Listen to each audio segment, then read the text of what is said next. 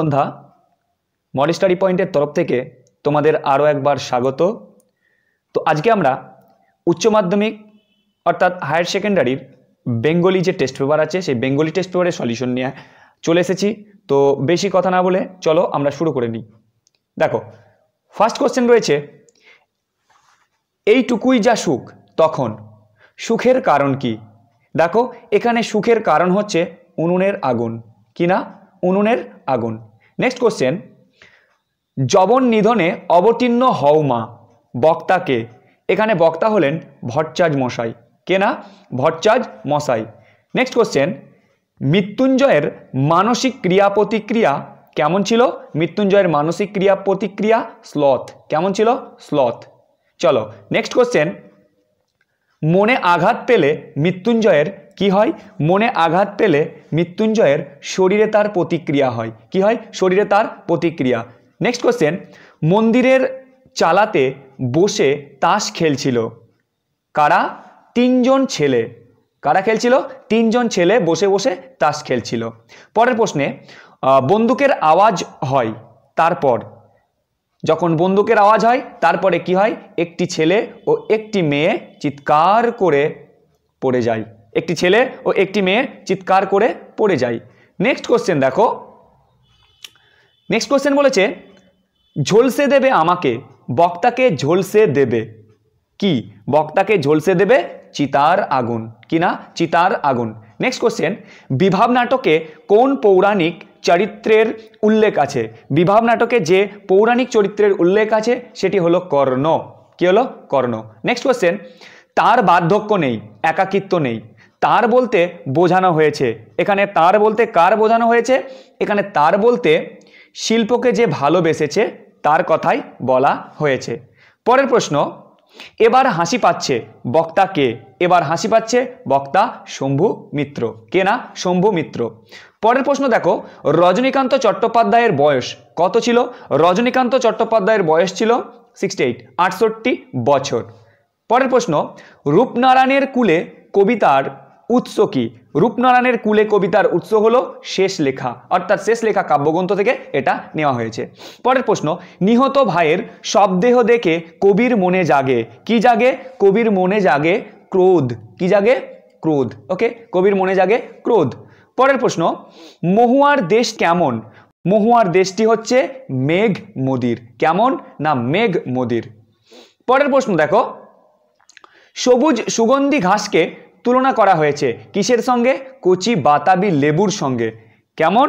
কচি বাতাবি লেবুর সঙ্গে তুলনা করা হয়েছে। পরের প্রশ্ন, সিজার ছিলেন কোথাকার সম্রাট? না সিজার ছিলেন রোমের সম্রাট। সিজার ছিলেন রোমের সম্রাট। পরের প্রশ্ন, বলিকান্দারি নানককে বলেছিলেন কি? বলেছিলেন বলিকান্দারি নানককে বলেছিলেন কাফের।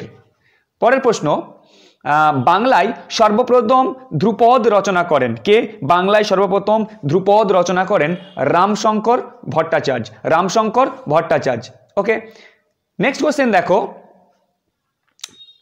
নেক্সট কোশ্চেন বলেছে, ভারতীয় ফুটবলের জনক হলেন কে? ভারতীয় ফুটবলের জনক হলেন নগেন্দ্র প্রসাদ সর্বাধিকারী। নগেন্দ্র প্রসাদ সর্বাধিকারী হলেন ভারতীয় ফুটবলের জনক।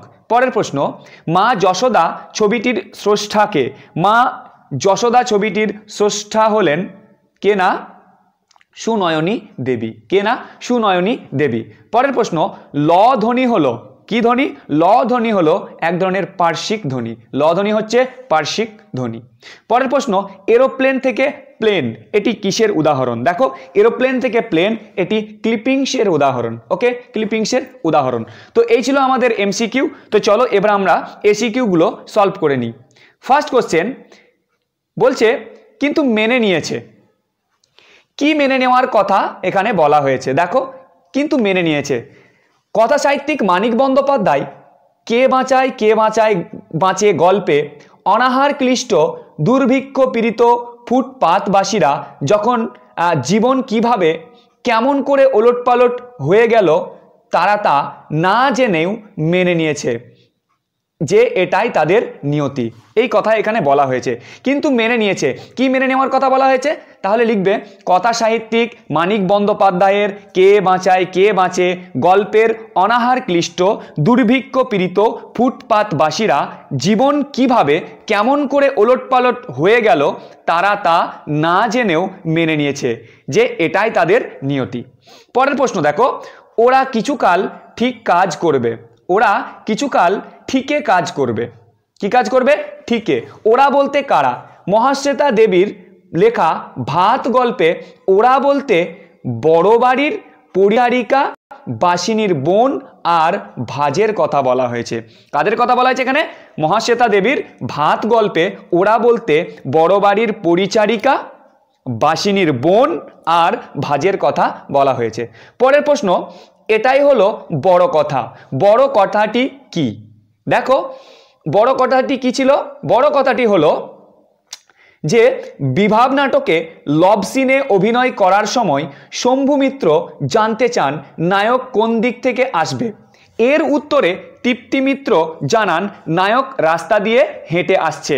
এটাই হলো বড় কথা। সেই কথা থেকেই আসছো তাই না? দেখো সে কোথা থেকে আসছে তা নয়, বোঝা গেল?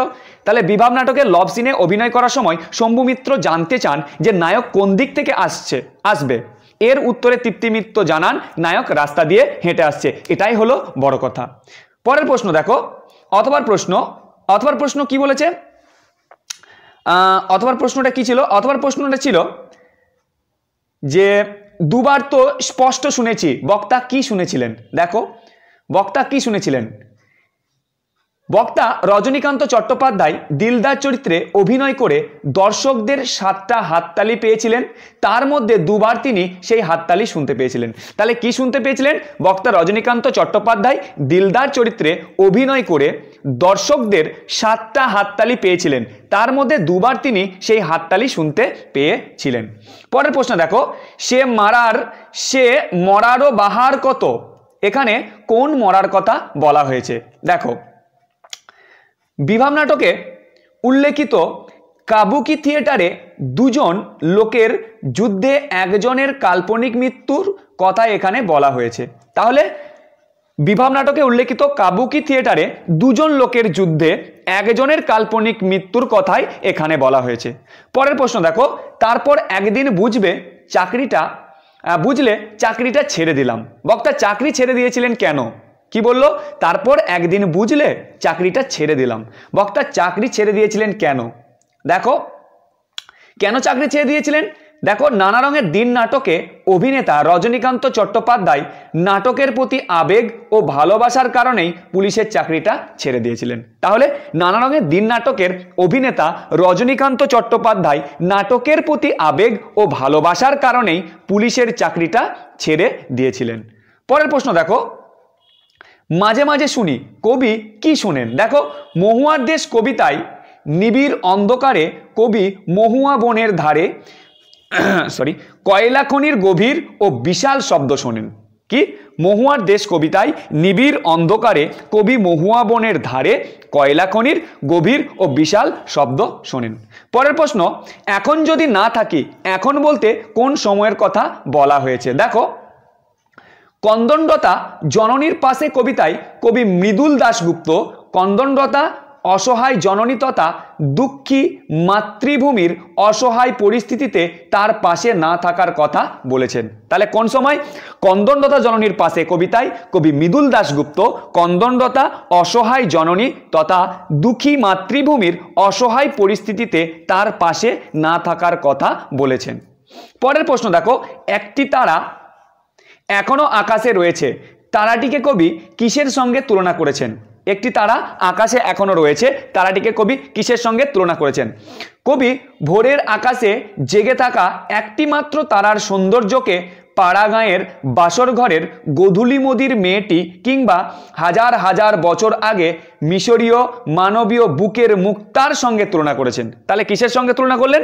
একটা হচ্ছে পাড়াগাঁয়ের বাসর ঘরের গোধূলি মদির মেয়েটি কিংবা হাজার হাজার বছর আগের মিশরীয় মানবীয় বুকের যে মুক্তা, সেই মুক্তার সঙ্গে তিনি তুলনা করেছেন। পরের প্রশ্ন, রূপনারায়ণের কুলে জেগে উঠিলাম, জেগে ওঠার অর্থ কি? দেখো, রূপনারায়ণের কুলে জেগে উঠিলাম, জেগে ওঠার অর্থ কি? রূপনারায়ণের কুলে কবিতায় কবি রবীন্দ্রনাথ ঠাকুর জেগে ওঠা বলতে আত্ম উপলব্ধির পথ ধরে জগৎ ও জীবন সম্পর্কে নবতর ধারণাকেই বুঝিয়েছেন। কি বুঝিয়েছেন?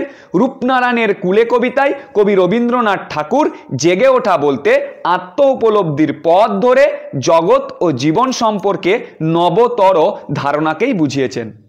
পরের প্রশ্ন, খরচ মেটাতো কারা? কি বলেছে? খরচ মেটাতো কারা? কিসের খরচ? দেখো, কিসের খরচ? এখানে বলেছে বের্টোল্ট ব্রেখটের পড়তে জানে এমন এক মজুরের প্রশ্ন কবিতায় 10 বছর অন্তর আবির্ভূত মহামানব তথা রাজা মহারাজাদের বিলাসবহুল জীবনযাপনের খরচের কথা বলা হয়েছে।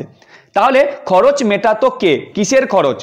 বের্টোল্ট ব্রেখটের পড়তে জানে এমন এক মজুরের প্রশ্ন কবিতায় 10 বছর অন্তর আবির্ভূত তথা রাজা মহারাজাদের বিলাসবহুল জীবনযাপনের খরচের কথা বলা হয়েছে। পরের প্রশ্ন, খবরটা পেয়ে সবাই খুব উত্তেজিত, কোন খবরের কথা বলা হয়েছে?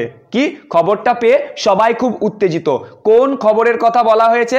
দেখো, এখানে ফিরিঙ্গিরা পাঞ্জা সাহেবে ক্ষুধা তৃষ্ণায় কাতর ভারতীয় বন্দীদের ট্রেন দাঁড়ানোর নির্দেশ দেননি, এই খবরে পাঞ্জা সাহেবের লোকজন উত্তেজিত হয়ে পড়ে। তাহলে কিসের জন্য উত্তেজিত হন? ফিরিঙ্গিরা পাঞ্জা সাহেবে ক্ষুধা তৃষ্ণায় কাতর ভারতীয় বন্দীদের ট্রেন দাঁড়ানোর নির্দেশ দেননি, এই খবরে পাঞ্জা সাহেবের লোকজন উত্তেজিত হয়ে পড়েন। পরের প্রশ্ন, অভিধান বিজ্ঞানে পথিকৃৎ কে? অভিধান বিজ্ঞানের পথিকৃত কে ছিলেন? না, অভিধান বিজ্ঞানের পথিকৃত ছিলেন জাস্ক। কে ছিলেন? জাস্ক। পরের প্রশ্ন, অর্থের সংশ্লেষ কাকে বলে? অর্থের সংশ্লেষ কাকে বলে? দেখো, বলছে শব্দের অর্থ সংকুচিত ও প্রসারিত হতে হতে শেষে যদি এমন একটি অর্থ দাঁড়ায় যার সঙ্গে মূল অর্থের যোগ থাকে না বা সাধারণভাবে খুঁজে পাওয়া যায় না, তখন এই ধরনের পরিবর্তনকে অর্থের সংশ্লেষ বলে। কি বললাম? যে শব্দের অর্থ সংকুচিত ও প্রসারিত হতে হতে শেষে যদি এমন একটি অর্থ দাঁড়ায় যার সঙ্গে মূল অর্থের যোগ থাকে না বা সাধারণভাবে খুঁজে পাওয়া যায় না, তখন এক ধরনের পরিবর্তনকে অর্থের সংশ্লেষ বলে। যেমন সন্দেশ শব্দটির আগে অর্থ ছিল সংবাদ, এই যে সন্দেশ শব্দটির আগে অর্থ ছিল সংবাদ বা খবর, কিন্তু বর্তমান অর্থ হলো মিষ্টান্ন বা মিষ্টি। পরের প্রশ্ন দেখো, জোর কলম শব্দ কাকে বলে? কি বললাম? জোর কলম শব্দ কাকে বলে? দেখো, একাধিক রূপের মিশ্রণের ফলেই তৈরি হয় পোর্টম্যান্টু ওয়ার্ড বা জোর কলম শব্দ। কি বলেছে? একাধিক রূপের মিশ্রণ, একাধিক রূপ যখন মিশ্রিত হয়ে তার ফলেই যেটা তৈরি হয় তাকে বলবো জোর কলম শব্দ। যখন একটি শব্দ বা শব্দাংশের সঙ্গে অন্য শব্দ বা শব্দাংশ জুড়ে একটি নতুন শব্দ তৈরি করা হয় তখন তাকে জোর কলম শব্দ বলে।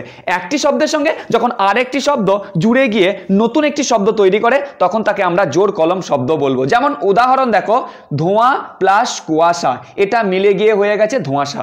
ধোঁয়া প্লাস কুয়াশা মিলে গিয়ে হয়েছে ধোঁয়াশা। এরপরে দেখো, মিন্নত প্লাস বিনতি সমান মিনতি, এটা হয়ে গেল জোর কলম শব্দ। তো বন্ধুরা, এই ছিল আমাদের উচ্চ মাধ্যমিক টেস্ট পেপারের প্রথম